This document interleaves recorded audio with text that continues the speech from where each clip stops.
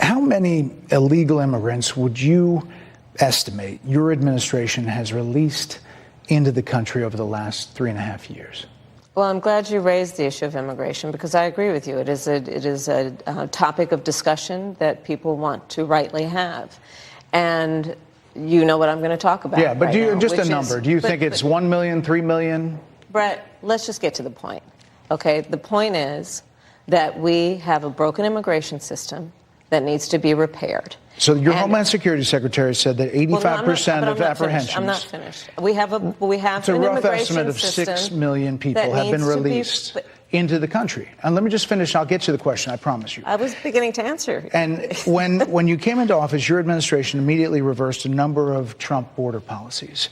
Most significantly, the policy that required illegal immigrants to be detained through deportation, either in the U.S. or in Mexico.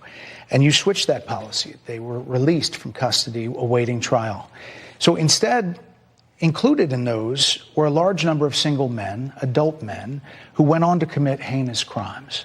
So looking back, do you regret the decision to terminate Remain in Mexico at the beginning of your administration? At the beginning of our administration, within practically hours of taking the oath, the first bill that we offered Congress, before we worked on infrastructure, before the Inflation Reduction Act, before the Chips and Science Act, before the bipartisan Safer Communities Act, the first bill, practically within hours of taking the oath, was a bill to fix our immigration system. Yes, ma'am. It was called the U.S. Citizenship Act of 2021. Exactly. It was essentially a pathway to citizenship for the elite. Yes, ma'am. May I finish responding, please? But you have to let me finish. You please. had the White House and the House and the Senate, and they didn't bring up that bill. I'm responding to the point you're raising, okay. And I'd like to finish. Yes, ma'am. We recognized from day one that, to the point of this being your first question, it is a priority for us as a nation and for the American people.